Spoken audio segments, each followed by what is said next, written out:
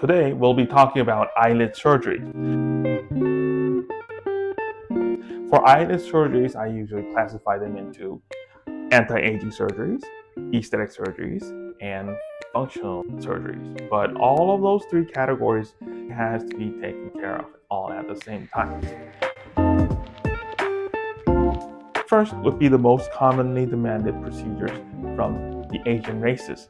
That would be the double eyelid surgeries. Now, double eyelid is a concept where in the eyelid areas we have this crease that's folding when you open the eyes. That is the thing called the double eyelid. A lot of people in the northeastern region of Asia have mono eyelids where the eyelid crease is not there, and because of that, a lot of people want to create the double eyelid crease. Now, double eyelid crease is a state where the skin portion is attached to the eye opening muscles. So when you open your eyes, the eye opening muscles on the inside, they pull the eyelids by that anchor point. Now, people with natural double eyelid procedures, the anatomical structure is built that way. So the skin portion is actually attached to the eye opening muscles underneath. Now, people with mono eyelids, we are switching from this non-attached structure into an attached structure by either making sutures on the inside, which is called an incisional method, or by just doing a little bit of the stitches, where the stitches hold the eyelid crease. Now, basically, the concept of the surgery would be probably the same. It's anchoring the skin portion to the eye opening muscles. The difference is, in an incisional method, we make an incision along the intended eyelid crease line on the outside. We go in, then we anchor the skin portion to the eye opening muscles using stitches on the inside. For a non-incisional method, we make tiny holes, entry points for the stitches on the eyelids, and then using threads, we weave inwards and outwards, back and forth a lot of times, and it's the stitches that's holding along the eyelid crease line. For a non-incisional method, we're not going to have stitches on the outside. We may have a single stitch on the entry point for the threads, but that stitch usually goes away 3 to 4 days after surgeries.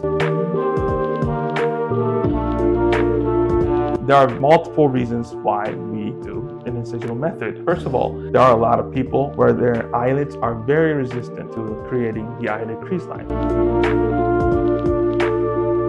We can actually simulate it by trying to make the eyelid crease line with a paper clip, and then if you take it off, it just goes back to what it was before. That means that your eyelid is very stubborn and it's very resistant to the eyelid crease line.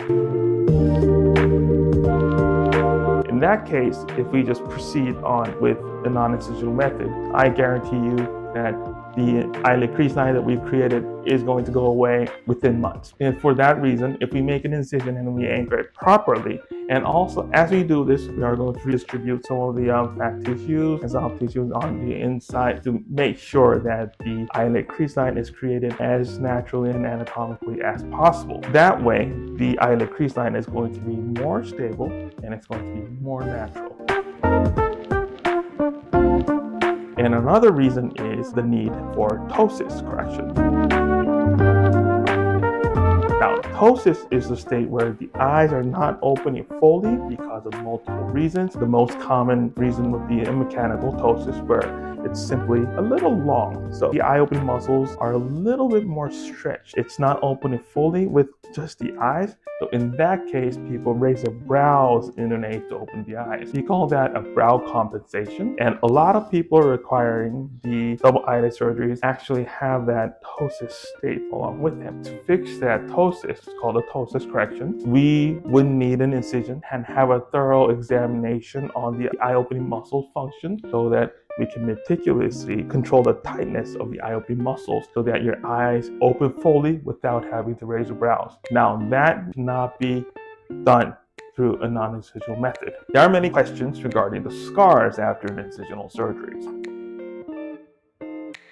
The scars on the eyelid areas are basically not very bad. In fact, it is almost indistinguishable. People who hasn't received any kind of surgery with the eyelid crease, when they close their eyes, there's a line along the eyelid crease line which shows. Even after an incisional surgery, when they close their eyes, it's not going to be that different. Now, I'm sure you've seen some people with very deep scars. That happens because the eyelid crease line is made way too high. The plane that we see on the outside is merely just the skin, but when you open the eyes, the muscles are almost like a sphere, and then so your eyes open upwards towards the back. Because of that reason, if we make the eyelid crease higher than a certain point, then we have a deep scar. It's not because it was done through an incisional method, but it was because of the way it was designed.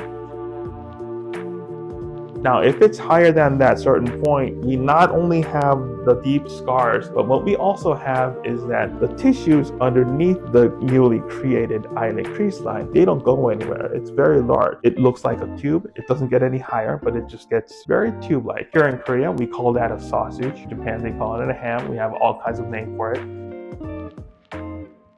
On average, we remove the stitches 7 days after surgery. That means that in 7 days, it is healed, but it's not very strong. We try to remove the stitches a little early to prevent the stitch marks.